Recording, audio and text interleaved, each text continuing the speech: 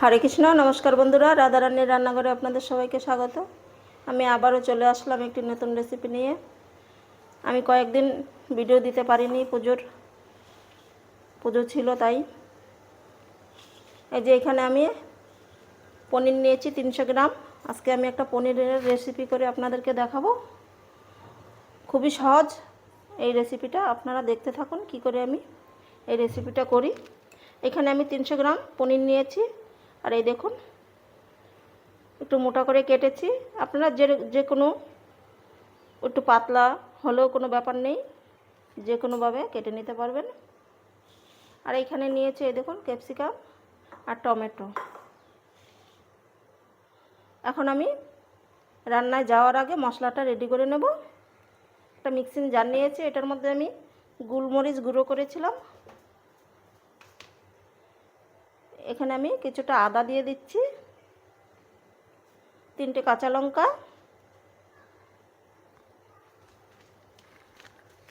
আর দিয়ে দেবে একটু পোস্ত,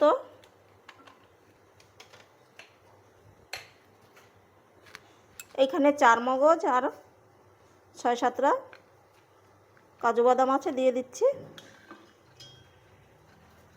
একদমই সহজ রেসিপিটা। আর এই দেখুন টমেটোগুলো, ভেতরের অংশটা আমি মশলায় ব্যবহার করব, ফেলে দিচ্ছি না। এখন এটাকে আমি মিক্সি করে নেব। আর এইখান থেকে 3টে মতন পনির দিয়ে দিচ্ছি, দিয়ে এটাকে মিক্সি করে নিচ্ছি। এই দেখুন মশলাটা রেডি হয়ে গেছে। এখন এই মশলাটাকে আমি ঢাকা দিয়ে রেখে দিচ্ছি। আর এদিকে পনিরগুলো নিয়ে নিলাম।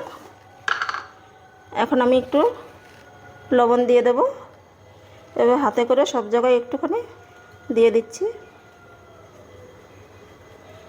হালকা করে। আর এই যে গোলমরিচ গুঁড়ো, এখান থেকে কিছুটা দিয়ে দেব।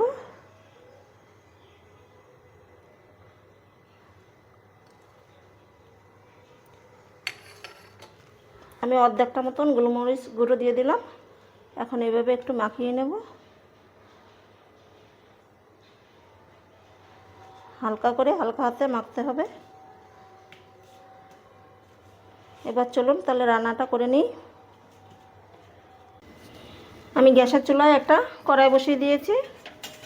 এখন আমি পনিরটা ভেজে নেব। তেলটা গরম হয়েছে, এখন পনিরগুলো দিয়ে দিচ্ছি।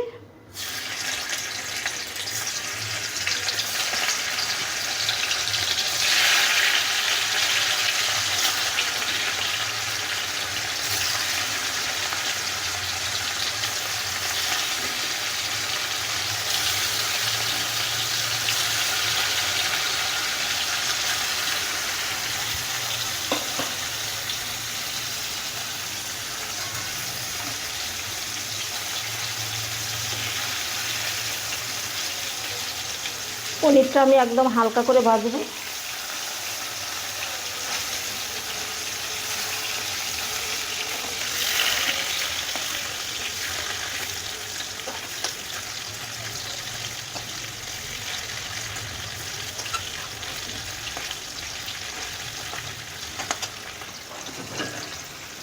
পনির ভাজা হয়ে গেছে, এখন তুলে নেব।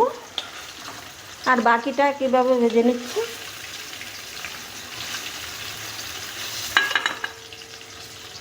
সবগুলো পনির ভাজা হয়ে গেছে। ওই তেলের মধ্যে আমি আর একটু তেল দিয়েছি।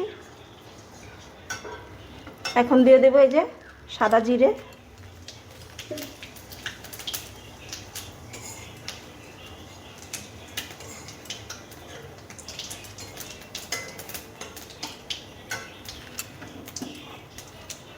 টমেটো, ক্যাপসিকাম দিয়ে দিচ্ছি।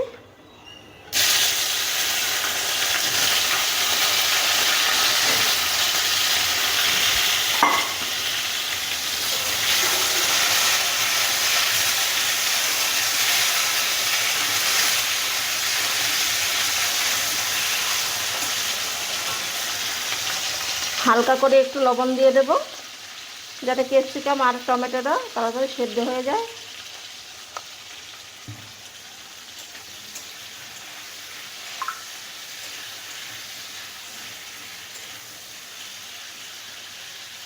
2-3 মিনিট ভেজে নিচ্ছি। টমেটো আর ক্যাপসিকাম ভাজা হয়ে গেছে।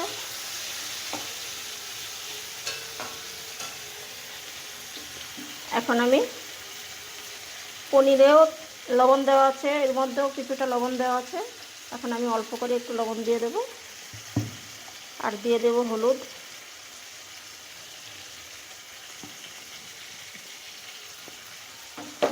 যে মশলাটা বানিয়ে রেখেছিলাম সেটা দিয়ে দিচ্ছি।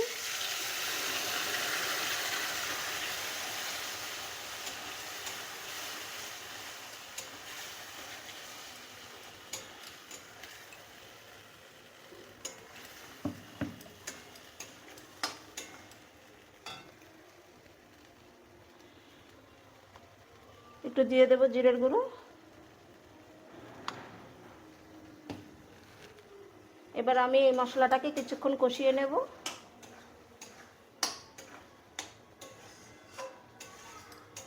এই মশলাটাকে হালকা আঁচে রেখে কষাতে হবে।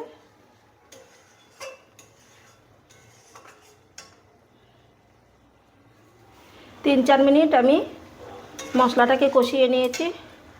এখন আমি এর মধ্যে দিয়ে দেব কসুরি মেথি আর বাকি গোলমরিচের গুঁড়োটা দিয়ে দেব।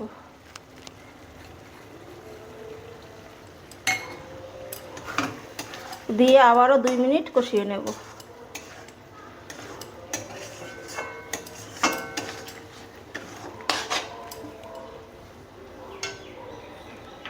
আবারও 2 মিনিট কষিয়ে নিয়েছি। দেখুন তেল ছাড়তে শুরু করেছে। এখন দিয়ে দিতে হবে, এই পাশে আমি গরম জল করে রেখেছিলাম, গরম জলটা দিয়ে দেব।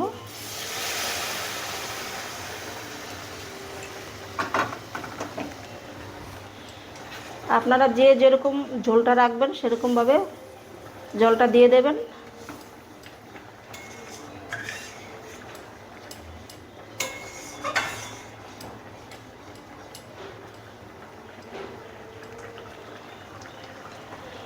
এবার আমি পনিরগুলো দিয়ে দেব।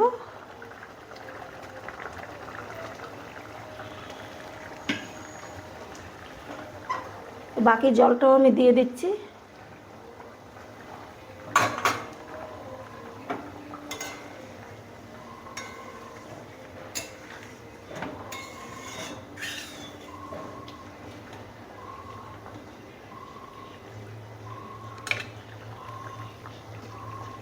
এবার ঢাকা দিয়ে মিডিয়াম আঁচে কিছুক্ষণ রান্না করে নেব।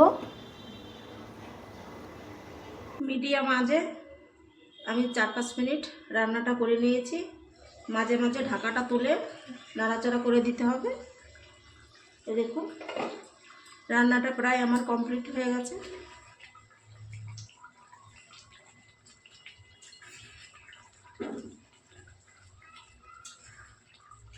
এখন আমি সামান্য গরম মশলা দিয়ে নামিয়ে ফেলব। আপনারা যদি ফোড়নে গরম মশলা ব্যবহার করেন, গোটা গরম মশলা, তাহলে আর এই গরম মশলাটা দিতে হবে না।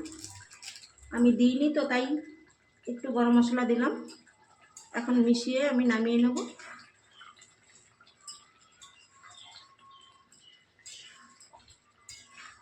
আমার রান্নাটা কমপ্লিট, নামিয়ে নিচ্ছি।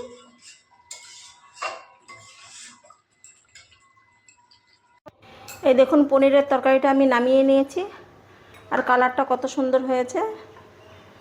এখন আমি একটা পাত্রে ঢেলে নিচ্ছি।